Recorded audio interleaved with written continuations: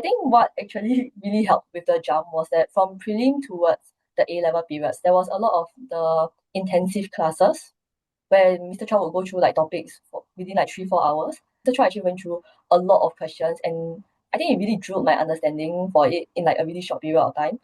I think that was like the key reason for like my really big jump between my prelims to my A levels.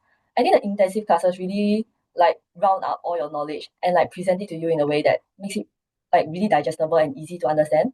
I think it also focused more on answering how to answer questions and common mistakes, which was a really key issue that I had struggled with previously.